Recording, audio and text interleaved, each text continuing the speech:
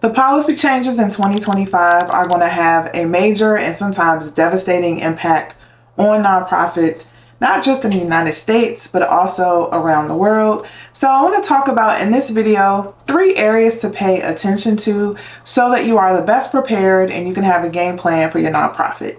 On this channel, I usually speak to people who are thinking of starting a nonprofit or they're in the midst of their startup journey. So a lot of what I share is in reference to startup nonprofits, but it can still apply whether you work at a nonprofit or you lead a bigger or more established nonprofit. So let me tell you what this video is going to do and what it's not going to do. So as a recording of this video, it's a couple of days after a flurry of executive orders came out after Inauguration Day, and news is traveling very fast. So what I won't do is go through all the details of each executive order or memo because things change rapidly and my videos aren't going to come out fast enough, and I want you to have accurate information. What I'm going to attempt to do in this video is just summarize and pull out major themes and major points you need to be aware of. So I will not be doing a point-by-point breakdown of everything because there are lawsuits pending, there are injunctions, restraining orders,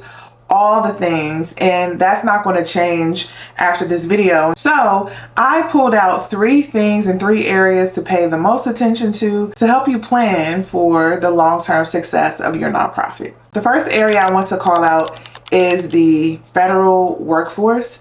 And also, I'm just going to tie it into federal grants and federal financial assistance. So there are a couple of different executive orders that will impact the federal workforce. There are some orders requiring the workforce to return to work, not allowing any telework for federal government employees. There was a memo sent to the workforce offering a buyout, even though some of that can be disputed, but offering people to take early retirement or to leave their jobs. And there's also been executive orders and memos in reference to federal funding, which could be loans, grants, or some kind of financial assistance. So aid to international organizations has been frozen, and also there's a back and forth about federal funding and grants available to certain programs, especially programs that center on DEI, that center on the environment, and on immigration issues. So if you need a breakdown bit by bit of what's happening and to get the source of the information, I'm going to put some links in the description box, but also share some stuff on the screen so you can see where to go to get accurate information to know what's going on instead of just relying only on stories on social media. So all of that has happened in a week's time, and it is severely impacting the federal government workforce. So first of all, there are many people who have federal jobs who were furloughed or who have lost their jobs, unfortunately, because there are agencies or there are areas of the government that the current president doesn't agree with, so he has decided to shut those offices down. There are also people who had job offers who were waiting to start for federal jobs, but there's a federal hiring freeze, and so no government agency is allowed to hire. And there are a few exemptions, but not many. So with all this going on, just because you are not a federal government worker doesn't mean you're not impacted. First of all, there are many nonprofits who depend on federal government assistance and funding to do the vital work that they do. As I always say on this channel, there are some things that government can't do or won't do, or the business sector can't and won't do.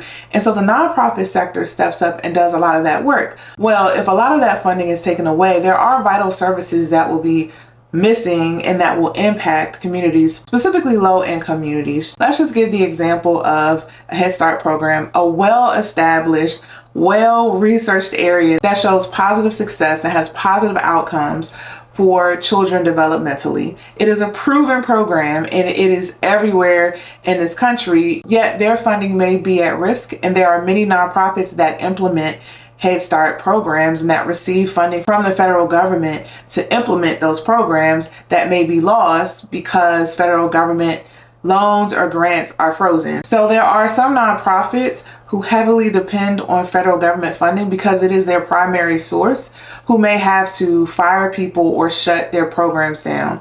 There are also some nonprofits, if their main issue is around certain programs, then if a large source of their funding is from the federal government, they are very much at risk for losing that funding even before a grant agreement is fully completed, and some of their grant agreements may even be canceled, and sometimes that may be done illegally. I predicted that some of this would happen in a video that I'm linking above. So if you want to go back and see my predictions and projections for how to prepare for this administration, that video might be useful for you so you can figure out how to prepare yourself and to create your game plan. The fallout from orders addressing the federal workforce and the federal government are far-reaching. So there are people who are losing their jobs or have the serious potential of losing their jobs. And the people who are left, let's just talk about the federal workforce. The people who are left will have limited capacity to be able to carry out their job duties and their mission. So for example, you're trying to apply for tax exempt status with the IRS. Well, it's much more likely that it'll take longer because the IRS has been short-staffed notoriously for a while, and in recent years have beefed up their staff to be able to respond to the needs of the IRS and to be able to collect tax for the US Treasury. But if people in the federal workforce are pushed out, then you'll see less people available to provide customer service, to answer questions, to provide services that we're used to every day. The same could be said for many other programs like veterans programs, Social Security, Medicare, Medicaid, and so on and so on. One other thing to keep in mind is that federal assistance isn't just direct from the federal agency to an organization. It's also funneled through and flows through state government. So there are state government positions that are funded from federal programs to implement federal programs, and those jobs may be at risk if the state can't come up with the money to hold those positions. And if a federal program is canceled or taken away, that position is no longer needed. So there are people not just who work for the federal government, but also for state government who may be impacted by these changes happening to the federal workforce. So you have to pay attention to what's happening to the federal workforce, and you need to pay attention to what's happening to federal funding. Even if you don't get direct federal grants, or you're so small or you're so new that you know you're not going to be eligible for a federal grant, it still has ripple effects and may impact you whether you realize it or not. So I would suggest two things. First of all, be loud about how this may impact you, how may this impact your community. Because even if it doesn't impact you personally or doesn't directly impact your organization, it may impact your board members, it may impact your donors, it may impact the people that you serve, the people that you created the organization to serve in the first place, and it may put them in a really dire situation. So you're in a unique position as a nonprofit to be able to speak for those people, to have a voice, to say this is how it's impacting us. So the first thing I would recommend is let your voice be known and be heard with your government officials, with your local and your state officials, and also with your federal government representatives, your senators and the representatives for the House of Representatives. They should know your name. You should be calling them. If you can, you should be meeting them in their offices so they understand and can hear real life stories about the impact and the implications of what's happening right now. The second thing I'll say, especially for newer organizations, is to really assess your funding streams and where you want to get money. A lot of people who are new to nonprofits immediately go to grants. They immediately think, I'm just going to get me a nice government grant and that's just going to be my ticket, and I'm just going to be able to do my services and run my programs, because there's always funding for mentoring. There's always funding for after school programs. There's always funding for food assistance, and we can tap into that funding. You'll hear people say on the internet all the time, there's all this funding that you're leaving on the table. There's all this funding out here. Well, that may not be the case going into the next 4 years. So if your mindset has been so focused on grants, especially government grants, I want you to rethink your pathway to success. What does your financial plan look like? You should be planning out years ahead anyway, but try a 3-year projection. Ask yourself first, what is it that we're trying to accomplish? How much do we need to be able to accomplish it? And what income or what sources of money are going to be best to be able to fit those needs or to pay for those expenses so you can run your programming? So many of you may not have even had a plan like that so far, but if you have thought about it, and if government funding is any piece of that puzzle, you really need to think hard about whether or not that's a viable source of funding for you, and you need to be exploring other ways that you can make money. Number 2, pay attention to unemployment. Already, there have been reports of people who are losing their jobs. So I already talked about in the federal workforce how many people are being furloughed or are losing their jobs. There are people who were promised jobs, who uprooted their life to be able to take on a job, and those jobs are no more. There are some organizations who may have to close their doors, and there are some organizations who may really have to downsize in order to recoup their losses and figure out how to go from here. From my assessment, a lot of the executive orders are meant to dismantle or take away things that were put in place. So if a lot of the focus is dismantling and taking things away, then the people who were in charge of doing those things, the people who were tasked or employed to do those things, are no more. And you'll hear a lot of talk about shrinking the workforce. Well, shrinking the workforce has a real-time impact. That literally means that you're unemploying a large amount of people. And I'm not here to debate whether or not the people who are losing their jobs deserve to lose their jobs. I actually think that's a very insensitive argument to have. And I also think that people have a really unclear understanding of government and what government workers do and their value. Yes, of course, there are people who don't do their jobs, who are inefficient. And of course, that's everywhere, right? And of course, there are some inefficiencies in government. It's almost designed to be that way. It's almost designed to be deliberate and to go slow, because when you go fast the way things have been going right now, then you don't have time, first of all, for checks and balances to make sure that people's rights are being trampled on. But secondly, you don't have time to think about the implications. You don't have time to assess the real-time impact on your people, on your workforce. So there is going to be a real impact on unemployment, which may impact the people that you see every day. So if you work a lot in human services and there are people who are in need, you're either going to see an uptick on people who need your services, or you may see different or additional needs arise from this unprecedented moment of people being pushed out of major sectors. The other piece of this that I don't want to ignore is that you have board members, you have volunteers, and you have donors, and there are people who give up their time, their energy, and their money to support you. But when they're stressed, but when they're penny pinching, when the economy is even worse than it's been the last few years as a result of the pandemic, then they may feel even more pressure and not be able to give or be as present as they need to be. And because there's just a lot of uncertainty happening right now and a lot of confusion happening right now, that messes with people's mental. And we cannot forget that when people are overwhelmed and when they're stressed, they can't be super productive. They can't show up for you the way they want to. So a lot of your frustration may be with your board and how they're not coming to meetings or they're not doing their tasks. And some of that may be due to stress from changes in things happening around them, things happening to their family members, fears, uncertainty, worries, and things like that, because there's just so much happening all at one time. Normally, there's always going to be some sort of anxiety with the change in administration and change in agendas and people who are in charge. Of course, there's a normal set of anxiety and worry of what may change or what may take effect. But the speed of this, and I'll add the carelessness of some of this, are giving people heightened anxiety. And because there's just not a lot of clarity around it, because it's coming out so fast, can I say again that it's coming out too fast, that of course people are going to be stressed. Of course people are going to be worried. So just be mindful of that and how people show up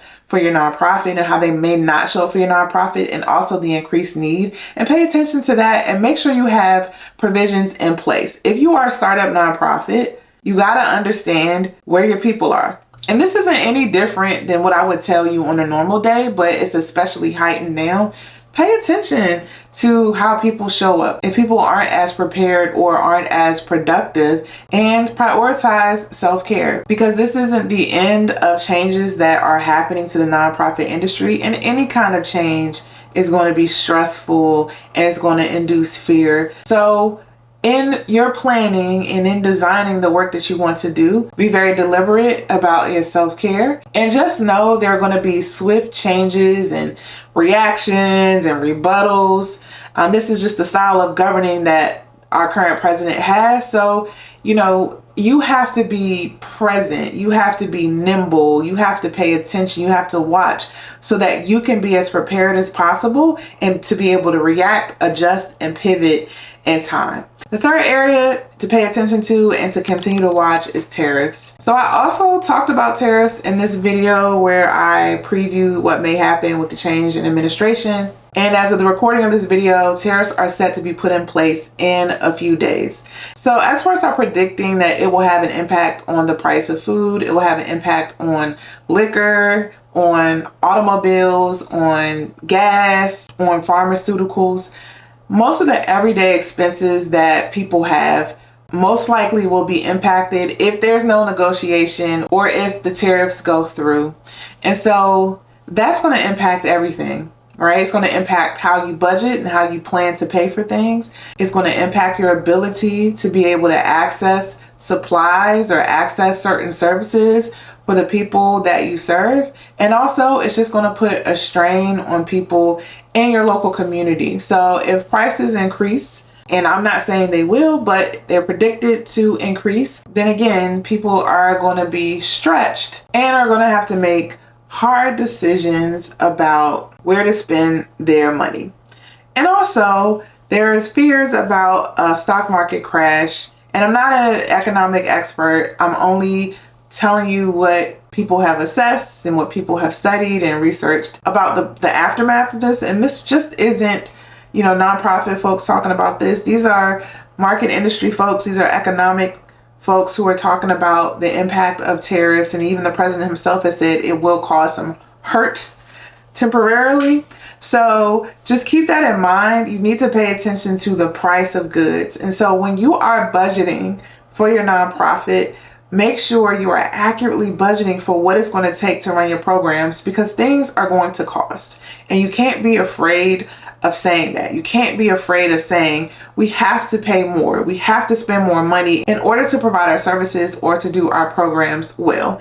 If things do increase, don't be afraid to be vocal with your donors, to be vocal with your funders, so they understand why the need is greater, why you may need additional money, and make a compelling case. And be real and tell compelling stories of how this may be impacting your everyday work. And I know for a lot of you watching my videos, you aren't even a nonprofit yet, but many of you are already doing the work. Many of you are spending money from your own bank accounts, going into your own pockets to feed people, to clothe people, to give people rides. And if food goes up, if gas goes up, if there's a trade war, then it's absolutely going to impact how many people you can help and whether you can continue. So my advice is to not shy away from the conversation about money. If you know that it's going to take more money to continue to do your work and to help even more people if more people are impacted. So know how much things will cost. Be ahead of that and be honest and open with your donors and funders so you can really raise the money you need to do your programs well. The last thing I'll say is many of the executive orders that have been put out and the memos that have been put out have a few rebuttals. There are court cases and lawsuits pending already, as to be expected. So a lot of this will shift and a lot of it will change. And I cannot tell you a week from now, a year from now, how it will be. But the best I can do is to highlight areas you need to pay attention to, as I did in this video, so that you may not be completely prepared, because we'll never know what will happen next. Right? We'll never know 100% what an outcome will be, but at least you know what to pay attention to and try your best to be as prepared. My job is to demystify nonprofits, especially for people who've always wanted a nonprofit and need help along their startup journey. I want you to know that you're not alone. There are people just like you who are doing good work and are confused navigating the startup process. That's why I created Boss on a Budget, so you can have a place, so that you can have a community to go to confide in, to get news, to get resources, to get information to help you along your journey. So if you have questions, please comment below. If you need help starting your nonprofit, I have a startup workbook that could be helpful and useful for you in your startup process. Just comment startup workbook below if you want that. It has 10 worksheets to help you devise all the plans you need to get started in your first year. And if you want more resources, you can visit me at bossonabudget.com, where I have a lot of startup resources related to startup and fundraising there for you. Thank you so much for watching, and I'll see you in the next video.